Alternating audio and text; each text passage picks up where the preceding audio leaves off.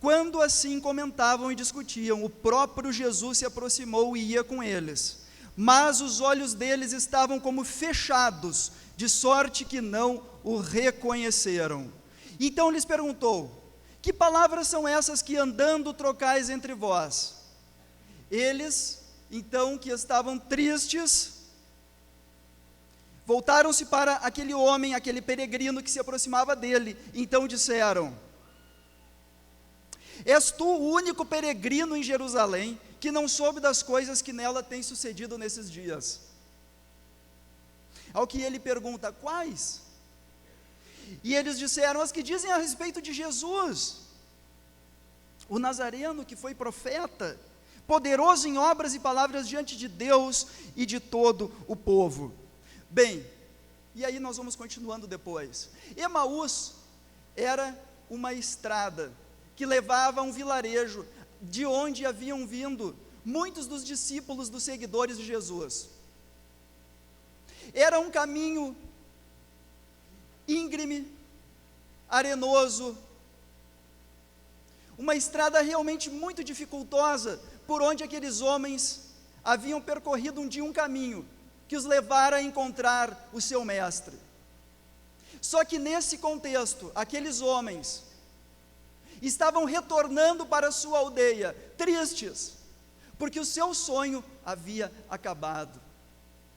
Aquilo tudo que eles haviam planejado, aquilo tudo que eles haviam projetado, agora acabara de ruir sobre suas vidas, porque há apenas 3 dias o seu mestre havia morrido na cruz. E isso nem diante da perspectiva mais negativa daqueles homens. E eles ali então começam a sentir as perdas do caminho. Todos nós passamos por perdas em nossas vidas, maiores, menores, as perdas do caminho. E aqueles homens, eles haviam vivido os sentimentos mais intensos, que é quando tu estás lá em cima, e tu pensas que tu estás voando alto, e de repente, aquilo é o próprio instrumento de tua queda. Aquilo exatamente é o que vai te derrubar do lugar mais alto. E certamente, eles estavam pensando ali: olha, de que valeu eu ter largado tudo? E eles, diferentemente do jovem rico, que também havia recebido um convite de Cristo, eles haviam aceito, e eles tinham largado tudo, ainda que o tudo fosse muito pouco, mas para eles era tudo. E diferentemente do jovem rico, eles haviam aceito aquele convite do mestre, e eles ali por aqueles 3 anos, vivenciaram experiências maravilhosas com Cristo, e eles não conseguiam compreender como que Cristo, sendo o Filho de Deus, poderia ter morrido na cruz. Como que Cristo poderia ter morrido na cruz?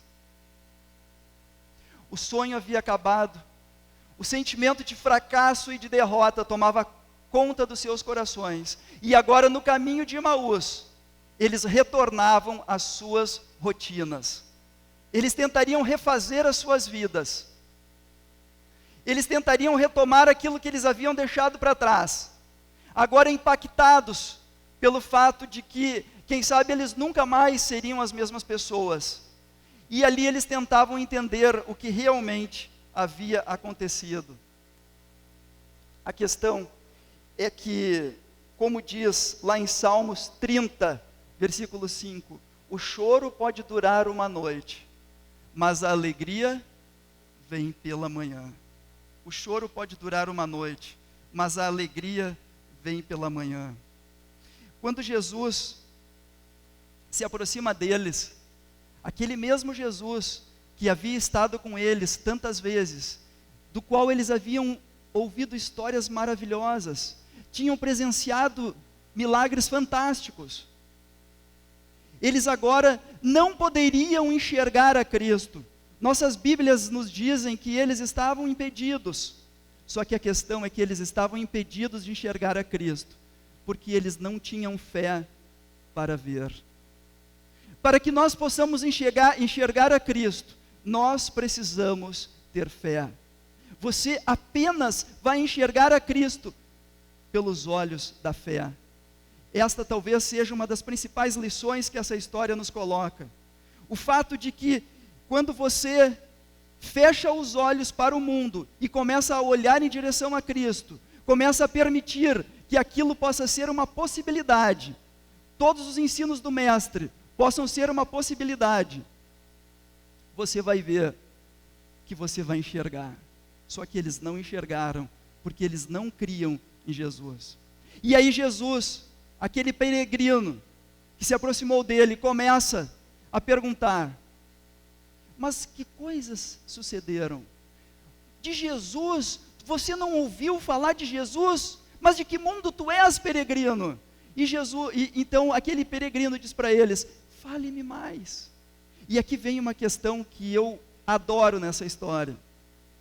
É o fato de que Jesus, ele pôde deixar que as pessoas falassem a seu respeito, sem que elas soubessem que estavam falando daquilo. Imagina se nós pudéssemos fazer isso também, né? Se nós pudéssemos estar em meio a um diálogo, no qual nós nos tornamos o assunto, e as pessoas começam a falar de ti, e tu estás ali no meio, e tu sabes que as pessoas vão poder falar livremente o que elas pensam a teu respeito, porque afinal de contas elas não sabem que tu estás ali.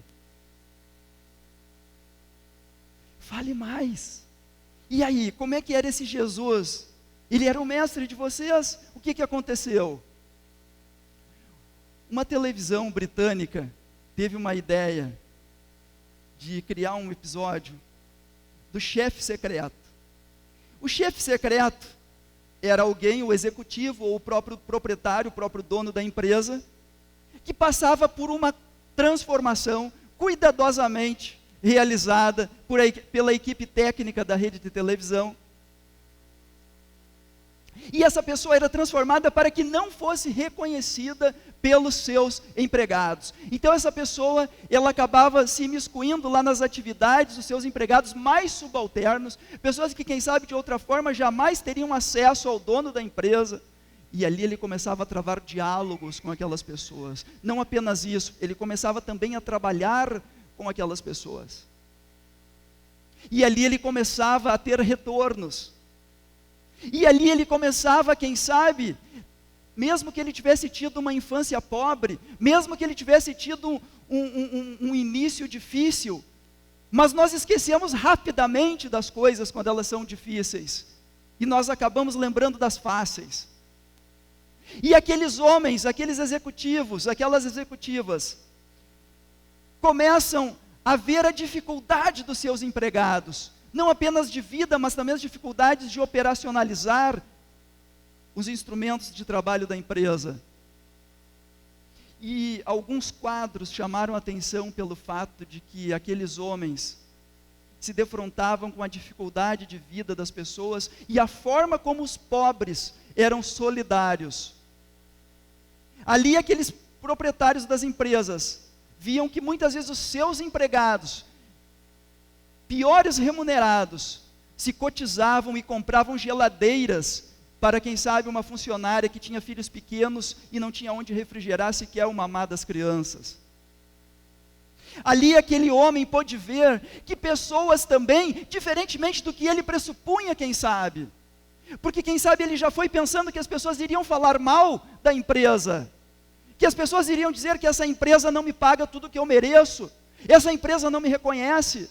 Talvez muitos tenham dito isso, mas o que mais chamou a atenção foi o fato de que eles descobriram que pessoas amavam aquela empresa, que pessoas eram felizes porque aquela empresa havia o tirado da fila do desemprego e havia lhe dado uma oportunidade.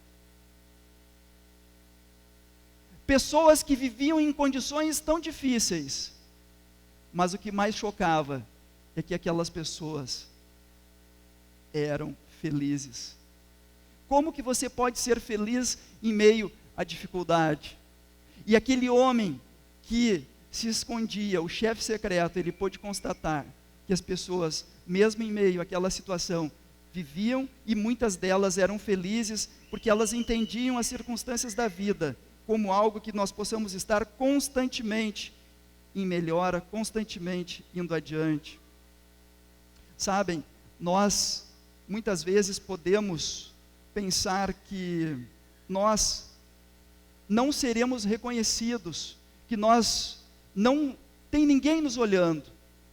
O fato é que muitas vezes você pode ter o dono da empresa, a pessoa que mais precisava te ver fazendo as coisas, ele está te cuidando, ele está te olhando. Porque senão nós chegamos a uma mesmice, nós chegamos a um marasmo, que tanto faz. E aí nós vamos ser só mais um, nós não vamos fazer a diferença. Quando tu tiver fé para ver, tu vai conseguir enxergar a Cristo. Tu vai ver que, na verdade, nós precisamos de fé para enxergar. E que, realmente, na vida, as coisas, elas não são como tanto faz. Que faz toda a diferença tu acreditar em Cristo, tu ter fé nele.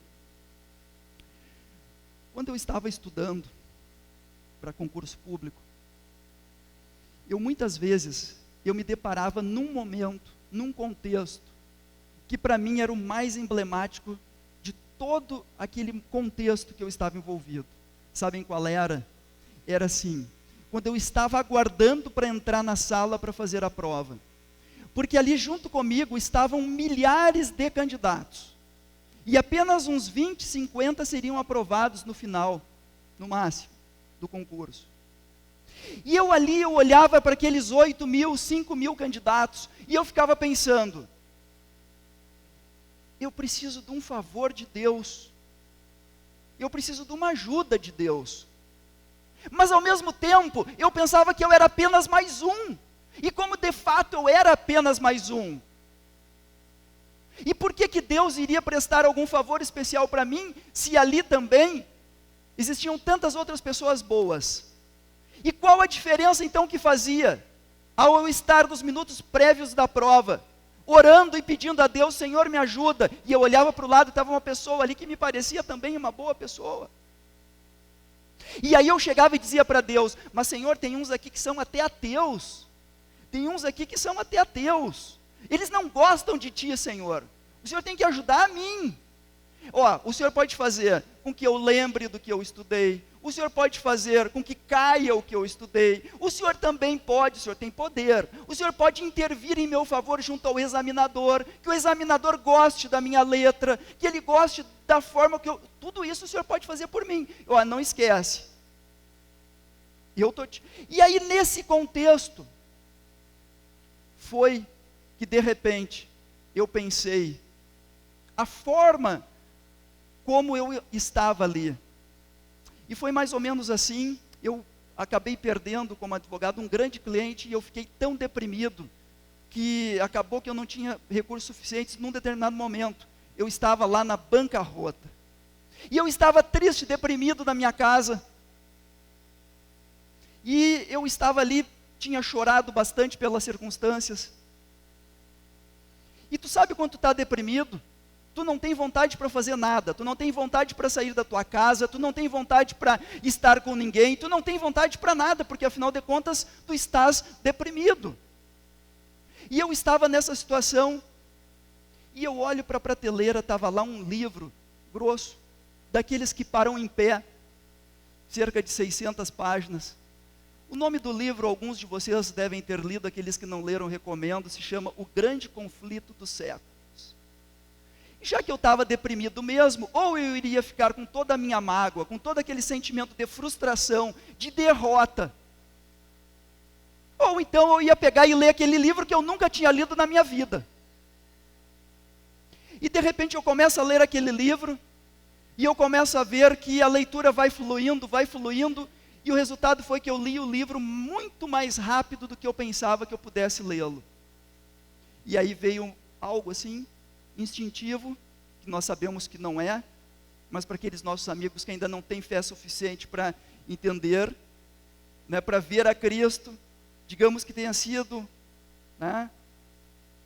algo que tenha despertado em mim. Viu? Tu leu esse livro, agora é o seguinte, vai estudar que tu vai passar num concurso público.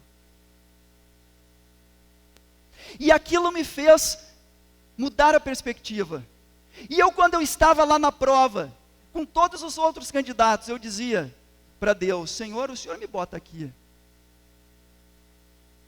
E eu entendi que a diferença é que Cristo vai ajudar aqueles que pedirem para Ele. Cristo vai ajudar aqueles que se colocarem nas mãos dEle. E aí Ele vai agir, e aí tu vai conseguir enxergar. A questão toda é que nós temos duas situações em nossas vidas. Ou Deus nos criou, ou nós criamos Deus. Ou Deus existe, ou Ele é fruto da nossa imaginação. Não existe outra alternativa. O fato é que nós muitas vezes não temos um pleno conhecimento, um pleno entendimento, e por isso nós não enxergamos. Mas ou Deus existe, ou Ele não existe. Ou Deus existe, e a palavra dEle que está escrita na Bíblia é verdadeira, ou Ele não existe, e tudo isso é fruto da nossa imaginação. Uma moça, na cidade de Santa Rosa, resolve sair de casa. E ela resolve então viver um pouco a vida. E ela vem para Porto Alegre. Só que ela não avisa aos seus pais. E os pais então, desesperados atrás daquela moça, vão em todos os lugares que poderiam procurá-la. E até então que eles vão na delegacia de polícia e fazem a ocorrência: olha, a minha filha, ela sumiu. E a escrivã, consternada com aquela situação, por ver o desespero daqueles pais, a escrivã acaba então pegando uma foto da moça e divulgando para a imprensa. E essa foto então acaba circulando em diversos meios de comunicação. Até que, num determinado dia, ligam para esta família e dizem: olha, a filha de vocês, aliás, ligaram do Hospital Pronto Socorro aqui de Porto Alegre, dizendo: olha, a filha de vocês, ela está aqui internada, ela sofreu um atropelamento há algum tempo, ela está aqui, o estado dela é muito grave, se vocês quiserem, venham até aqui. Então aqueles pais saem desesperados ao encontro da sua filha. A filha havia sofrido um grave atropelamento, ela estava muito inchada, já com o seu rosto um pouco descaracterizado. Mas os pais perguntam algumas questões para sua filha, e ela responde através de sinais. Só que passa o tempo e essa moça vem a falecer. Não resistiu aos ferimentos, e os pais então levam essa moça, e acabam então fazendo todo o sepultamento, e a dor toma conta daqueles pais. Mas o inusitado é que no dia do Natal, para um táxi na frente da casa daquela família, e quem desce daquele táxi, ninguém mais, ninguém menos do que a filha que eles haviam enterrado. O que aconteceu era que aquela moça, ela não avisou os seus pais, e exatamente naquele contexto, por aqueles dias, uma moça absolutamente parecida com ela foi atropelada. Também seus parentes não foram reconhecê-la. Os seus pais foram e tiveram aquela moça como a sua filha. Mas agora, a sua filha que havia sido enterrada, que eles haviam passado por toda a dor da morte, estava viva e de novo estava em seus braços. Você acredita? Eu falo para um público que certamente muitas pessoas não acreditam. Quem sabe muitas pessoas têm dúvidas. E eu digo para vocês, eu também sou extremamente cético, eu tenho muita dificuldade para crer. E para nós, Jesus Cristo em um determinado momento, Ele vai dizer para mim e para ti: olha, eu sou Jesus Cristo, eu fiz tudo aquilo por ti, só para te salvar. Mas na verdade, o grande contexto da nossa sociedade não acredita em Cristo. E muitas vezes parece que a nossa existência aqui nesse mundo é como se fosse uma mera preferência. Parece que nós podemos escolher. Olha, um vai ser budista, outro vai acreditar no Islã, vai ser islamista, outro vai ser cristão, vai aderir ao cristianismo. É tudo uma questão de escolha. Afinal de contas, o que importa é você ser feliz. Afinal de contas, o que importa é você encontrar a verdade, porque a verdade ela é algo que todos nós podemos alcançá-la. A verdade é algo que pode estar em todos os lugares. Um professor de Harvard, chamado Norman Geisler, ele pediu para os seus alunos que fizessem um trabalho sobre a verdade. Então esse professor, ele pede para os alunos que façam um estudo científico, filosófico, baseado em literatura de renome, e trouxessem elementos para a verdade. Só que esse professor coloca então para aqueles alunos que eles teriam que estudar e trazer de forma livre o conceito de verdade. E esse aluno traz o trabalho para o professor, ao qual ele havia se empenhado muitíssimo. E agora ele traz o trabalho, falando sobre a verdade, do ponto de vista científico, do ponto de vista acadêmico. E está aqui, professor. E nesse trabalho esse aluno defende que a verdade, ela é relativa. Que na verdade, a verdade é uma questão de preferência, de gosto. Como se uns preferissem chocolate, outros preferissem baunilha. Uns são os cristãos, outros são budistas, outros são ateus. No dia da nota, então a sala de aula está reunida, e aquele aluno ansioso, tamanho foi o empenho que ele teve para fazer aquele trabalho. E quando o aluno é chamado, ele vai lá orgulhoso, pega o seu trabalho, e a sua surpresa dá lugar ao sentimento de indignação, quando a nota daquele aluno é 0. E o aluno perplexo olha para aquela nota 0, e embaixo ele vê um bilhetinho. O professor disse: eu não gosto de capas azuis. E o aluno então diz para o professor: professor, porque o senhor não gosta de capas azuis, o senhor não leu o meu trabalho, sequer leu o meu trabalho. O senhor não viu tudo que eu ponderei, tudo que eu pesquisei. Então, o professor diz para ele: não, é o contrário disso. Exatamente porque eu li o seu trabalho, é que eu resolvi aceitar os seus argumentos. Se é tudo uma questão de escolha, se é tudo uma questão de gosto, eu não gosto de capas azuis, portanto, você merece 0 no seu trabalho. Mais do que uma questão de gosto, mais do que uma questão de preferências, Jesus Cristo, Ele diz para mim e para ti: errais por desconhecer as Escrituras e o poder de Deus. Marcos 12, 24. Errais por não conhecer as Escrituras e o poder de Deus. Eu tenho conversado com muitos intelectuais, e eu pergunto para eles: você já leu a Bíblia? E a Bíblia não é um livro científico, que a Bíblia não é um livro exato, e por isso que muitos deles acabam trilhando caminhos que os tornam infelizes, porque eles não se dão a oportunidade de conhecer o Evangelho, de conhecer as verdades bíblicas. Obrigado.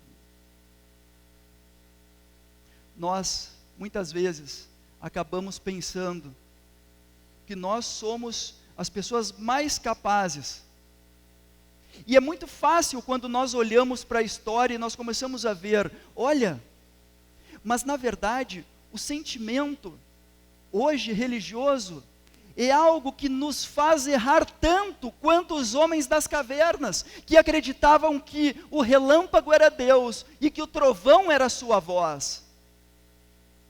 E hoje, no século 21, nós, homens modernos, homens cultos, homens inteligentes, nós não nos podemos deixar acreditar que possa existir alguma plausibilidade em alguém que diz que nasceu de alguém que foi concebido pelo Espírito Santo, que fez milagres aqui nesse mundo contrariando a lógica científica, alguém que disse ter ressuscitado dos mortos, algo que a ciência não pode comprovar.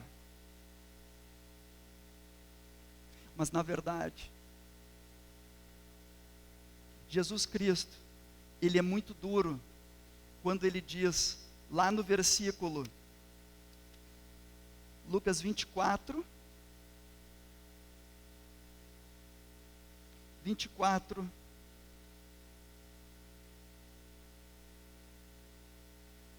ele diz então, nécios, homens de pouca fé, ó nécios, 25, Lucas 24, versículo 25, a resposta de Jesus àqueles homens era, ó nécios, e tardos de coração para crerdes, tudo que os profetas disseram.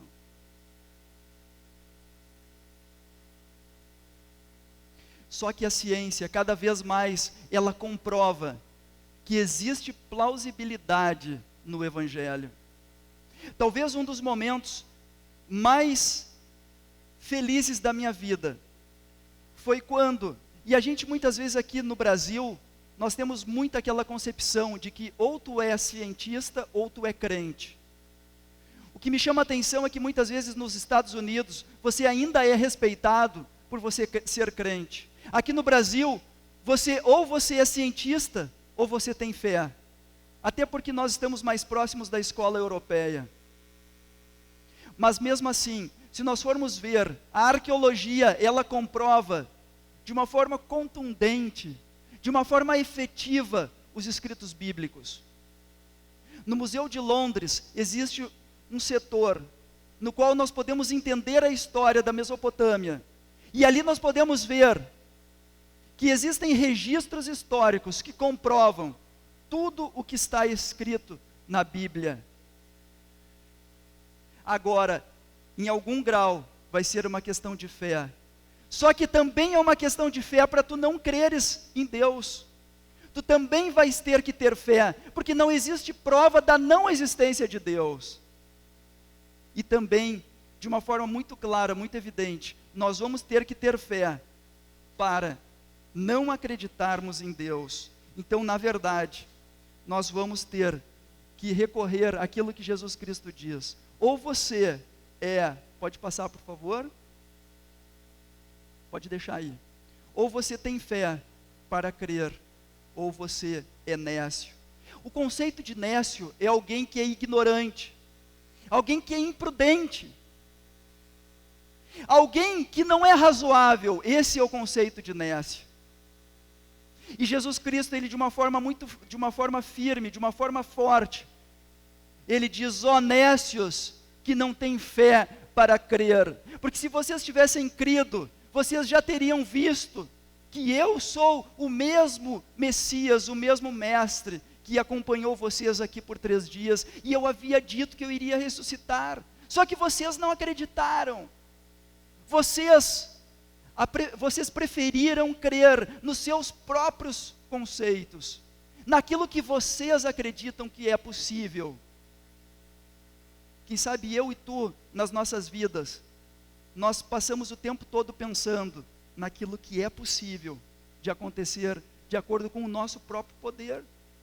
Aquilo que é razoável para nós pode ser, quem sabe, exatamente o que nos move, exatamente o que nos faz acreditarmos ou não. E o fato de tu acreditar é algo que faz de ti uma pessoa envolvida, é algo que faz de ti alguém que vai largar tudo alguém que vai ser desprendido, porque ninguém fica preso a algo que vai lhe render muito menos do que aquilo que lhe é oferecido. E Jesus Cristo, ele, de uma forma muito grande, ele te oferece muito mais do que tu tens hoje, do que aqueles homens tinham no passado. Só que nós vivemos sob um véu da ignorância. E quando esse véu da ignorância, ele sai dos nossos olhos, nós conseguimos enxergar. E foi isso que aconteceu quando aqueles homens sentados à mesa perceberam que quem estava com eles, que quem os havia acompanhado durante toda a estrada de Emaús, era realmente o seu mestre. Ali eles puderam perceber que Jesus Cristo tinha estado com eles, que Jesus Cristo, quem sabe, percebeu neles uma tristeza, e ao mesmo tempo um sentimento que permitiu que Jesus chegasse. Nós, lendo essa história no livro Vida de Jesus, nós temos um contexto que aqueles homens, eles estavam tristes, realmente arrasados. E quando tu estás com este sentimento, Jesus Cristo, ele está sempre pertinho de ti. Quem sabe tu passou por uma perda na tua vida que tu não entende. Aqueles homens não conseguiam compreender como que Jesus Cristo, que era o mestre, que era o Deus que eles tinham acreditado, eles não conseguiam compreender como que Jesus Cristo poderia tê-los deixado empenhado e ter se permitido morrer na cruz do Calvário. Eles não conseguiam compreender isso. E a fé deles não foi suficiente para enxergar a presença do mestre. Mas no momento que eles creram, eles puderam ver a Jesus Cristo. E ali eles puderam entender a verdadeira missão. Napoleão Bonaparte, ele dizia que o melhor professor é aquele professor que é convencido da verdade. Esse professor vai ser ouvido, esse professor vai formar mestres, discípulos que vão depois sair por aí. Ele dizia que se você tratar seus soldados como homens, eles vão lutar por você, mas se você os tratar como filhos, eles vão morrer por você. Quando os discípulos compreenderam a missão, os relatos nos dizem que eles sequer tocaram naquela refeição que estava na sua frente. A alegria tomou conta de seus corações, e eles saíram ansiosos por proclamar aquela mensagem, por falar para os seus amigos, por falar para os outros discípulos de Jesus, que Jesus não estava morto, que Jesus estava vivo. E não apenas isso, isso foi algo suficiente para que aqueles homens pudessem nas suas vidas, quando em alguns momentos, em algumas circunstâncias, eles tiveram que escolher entre a sua vida ou continuar a crer, e eles escolheram continuar a crer no Mestre. O cristianismo tem uma história maravilhosa. O cristianismo tinha tudo para não ter acontecido. O cristianismo tinha tudo para ter sido só mais uma seita daquele contexto histórico. Mas pela fé daqueles homens que puderam enxergar, que puderam crer, o cristianismo atravessou todas as inúmeras perseguições que foram desencadeadas ao longo da história. E o cristianismo hoje chegou até mim e até ti. Hoje o que Jesus Cristo ele espera é que eu e tu venhamos a enxergar, que eu e tu venhamos a crer, que eu e tu não nos deixemos abater pelas dificuldades da vida, pelas perdas do caminho que virão, mas que nós possamos buscar em Jesus forças, que nós possamos buscar nele a vitória, porque Jesus Cristo, ele nos diz que com ele nós somos o quê? Mais do que vitoriosos. Amém. Nós teremos agora uma mensagem musical.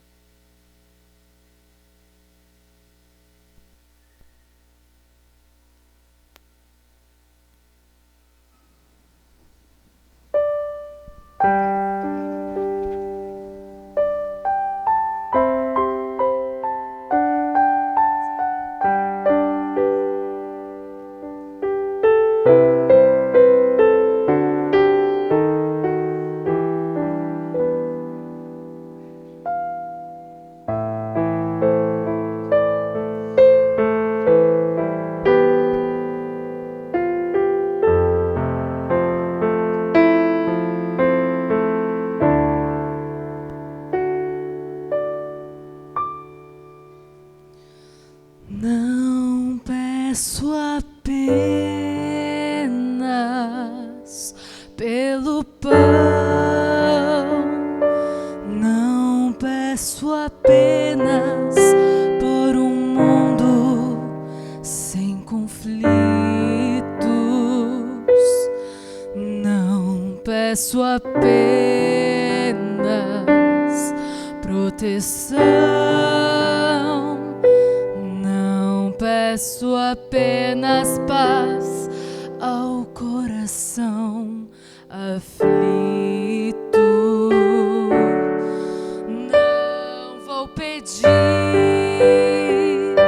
mais uma vez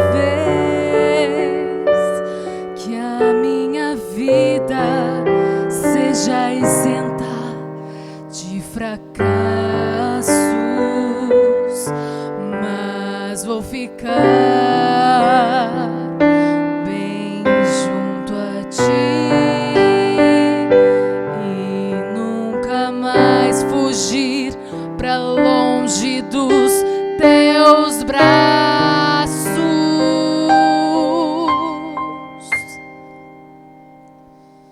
Pois quanto mais eu tento me afastar de ti, mas eu percebo que não há pra onde ir. Sou como um filho que insiste em partir. Não sei te amar, mas quero te ouvir.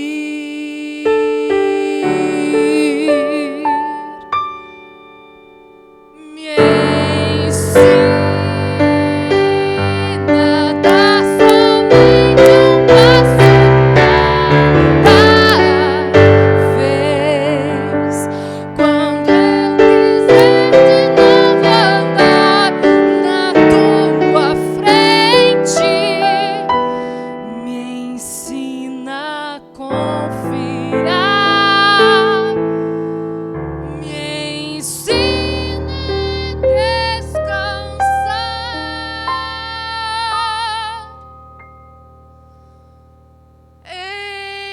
em ti.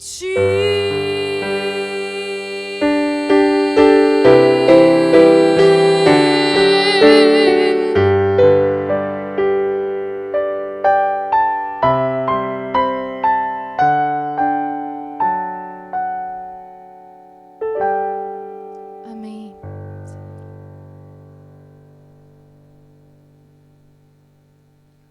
Muito obrigado. Vamos nos colocar em pé.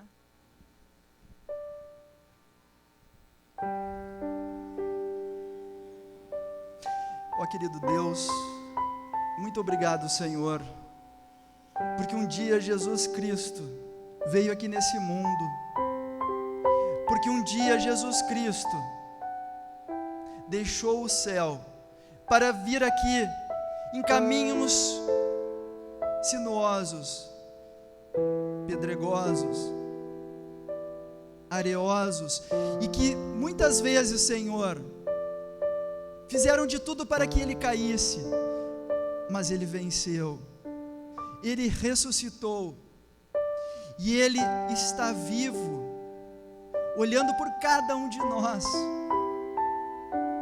Ele é o nosso mestre, que se importa com tudo que nós fazemos. Ele está diuturnamente cuidando de cada um de nós, e ele só quer que nós o enxerguemos, mas não da maneira usual, mas com os olhos da fé, que vão fazer com que nós realmente enxerguemos a verdade para as nossas vidas, a verdade para este mundo que padece sem ter um destino. Que nós possamos dizer, Senhor, que existe um lugar onde nós podemos ir, que nosso sonho não terminará, que o nosso sonho se concretizará, e que um dia nós estaremos com Jesus Cristo para todo sempre. Nos ajuda, Senhor, a sermos fiéis a Ti.